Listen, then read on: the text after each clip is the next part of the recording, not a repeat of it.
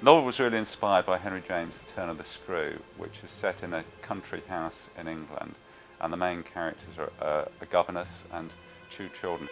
The story is narrated by Florence, who's 12 years old, and it concerns what happens when the children acquire a governess.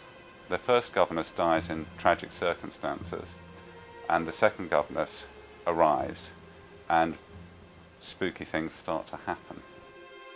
I set the book in 1891 because I wanted to be in a time when communications weren't very easy, and so there weren't any mobile phones to call for help on, and I think that increases the idea of isolation that the children feel when they're under threat.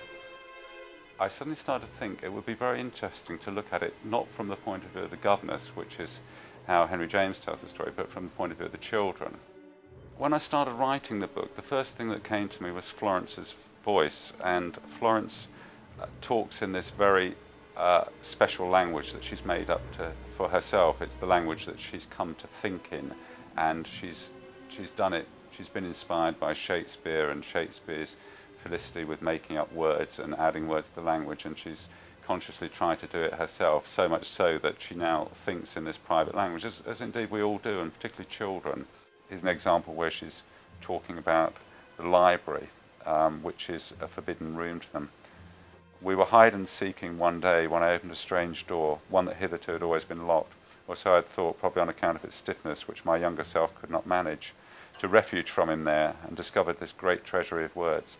The game was straightway forgotten. I shelf to shelf, extracting book after book, the opening of each a sneezery of dust.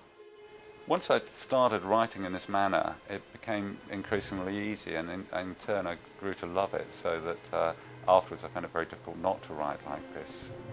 When I'm writing, I have the experience of the characters actually being there and actually existing, and I think that's a nice thing about writing, that when you finish a book, there are these imaginary characters that you still, I think I found, for me, Florence was a very real and powerful character, and I kind of would like to know what happens to her.